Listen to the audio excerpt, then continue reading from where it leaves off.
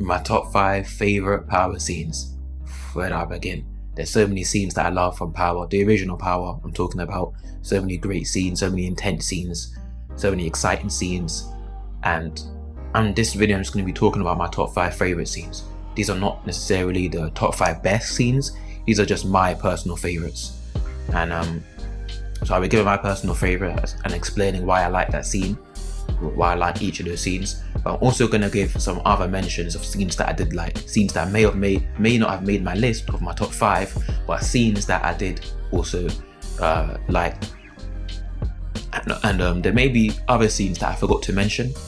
There may be certain scenes as well that I forgot to mention that I did also really like, because there's so many scenes to remember from Power. I mean, so many scenes to remember, 6 seasons. I'm not going to remember them all. And this video is it's largely off the cuff, mainly off the cuff. I haven't written down any notes or any this is not pre-planned or anything like that. So yeah, start off with, by the way, this is in no particular order. So the first thing I want to talk about is the scene where Dre confronted Ghost at Raider's gravesite. That was cold. That was so cold. I remember watching that scene when the episode came out. I replayed that scene multiple times throughout the years. That is such a cold scene. Dre came up with the hoodie as well, coming up to Ghost saying, "Oh, you come after me again, the Jimenez will come after you and your entire family." He pretty much said words to that effect. And he had a hoodie up as well when he put the Laranja card in Ghost's pocket, and Ghost couldn't say anything at that point. And the most cold, savage part of that scene was when Ghost tried to pull out the strap, and then Dre showed absolutely no fear. He was like, no, you're not strapped. I'm not at your daughter's funeral.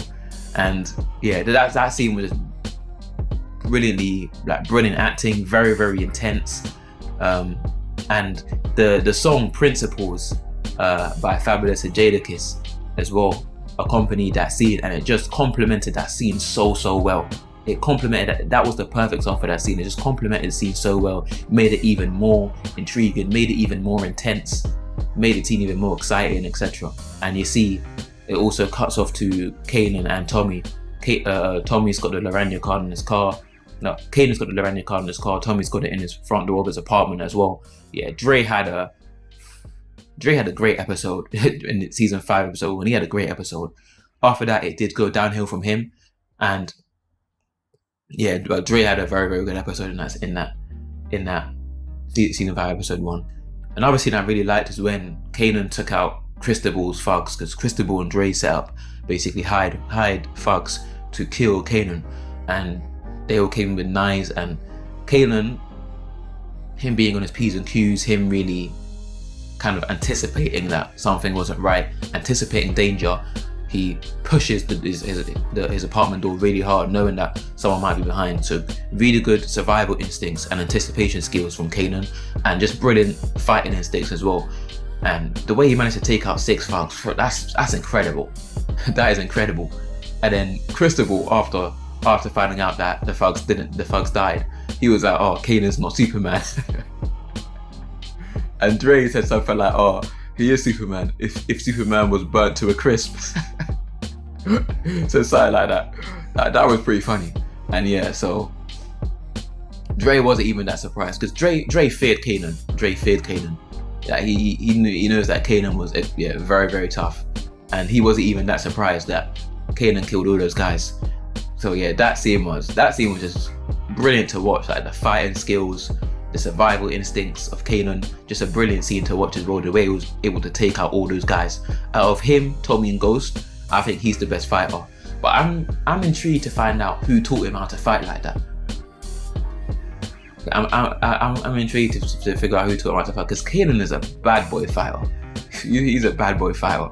So I'm intrigued to figure out who taught him how to fight like that, because in Raising Kanan, we saw him get into a fight with Scrappy, which he lost, and he's not really a great fighter at this point.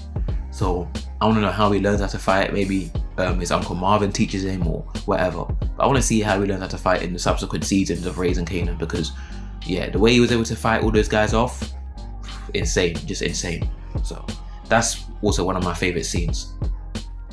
One of my other favourite scenes now is when Tommy ran over that fat Dominican guy because that guy beat up someone in his organisation.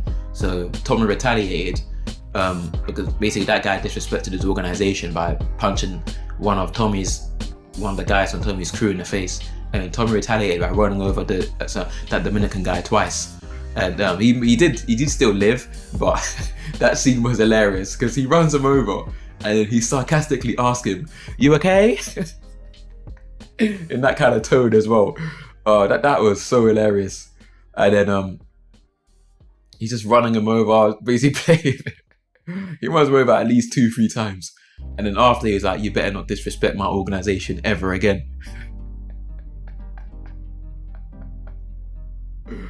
It's just the way he ran him over. It's like, "You okay?"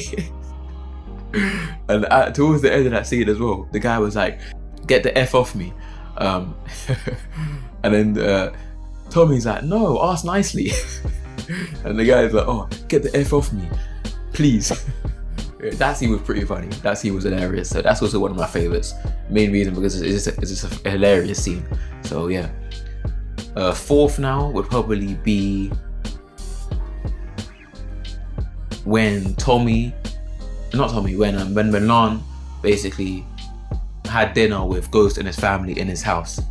That is extremely savage. That is extremely bold and extremely savage what Milan did there, because he's basically saying to him in an indirect way that I know where you live.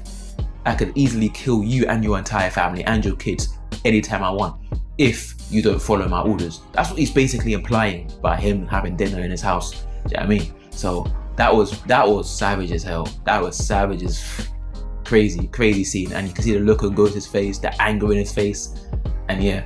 So Milan won that battle, but Ghost won the war because we know he did end up taking out Milan in the end. Him and Tommy ended up taking out Milan. He came up with a pretty strategic plan to take him out. So yeah, but that scene, very good. Yeah, very good scene, very intense scene. You could cut the tension with a knife, like crazy. Very tense. So yeah, I think I've said 4 scenes, haven't I now? Yeah, that's 4.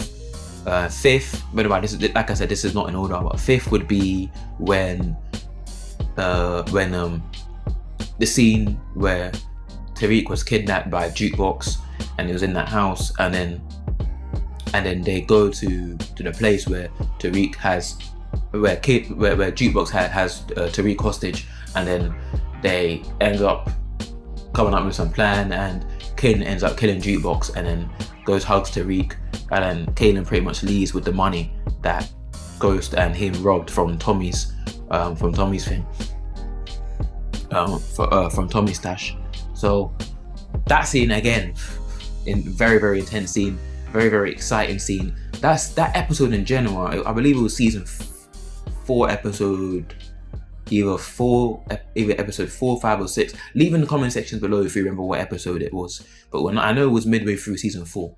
But whatever episode it was, that's one of my favourite Power episodes of all. Yeah, that's one of my favourite Power episodes. Probably in my top 3. Yeah, that's a brilliant episode, that episode. And that scene, which was the ending scene where Kanan takes out Jukebox, yeah, just a very intense scene as well. And that scene is even more crazy and more intense when you see how close Kanan and Jukebox were and you see that in Raising Kanan. So a brilliant scene. It just showed that scene, you could tell that Kanan didn't want to kill Tariq. You could just tell the look on his face before him and Ghost robbed Tommy's stash. The look on his face, you could just tell he didn't want to do it because he was starting to grow a bond with Tariq, and he saw Tariq as a son. And so he ended up taking out Jukebox, someone that he grew up with, and we saw how close him and Jukebox were when they were kids. He ended up taking out Jukebox to save Tariq, and yeah, he even said Tariq's tough, not like Sean, and he would kill Sean again if he had to. So that was a very good scene as well, and that pretty much sums up my top 5 favorite scenes. So yeah, other scenes I want to mention are when Ghost and Kanan robbed Tommy's stash as well. I like that scene as well, because that just shows how great of a team Ghost and Kanan were. Another scene I really liked as well was when Ghost pulled the strap. Ghost pulled the strap on Tariq, and he said sleepy times over little MF. you know what that stands for. Sleepy times over little MF, like wake up. Again, like the boldness, the savagery of Ghost to do that. It's crazy.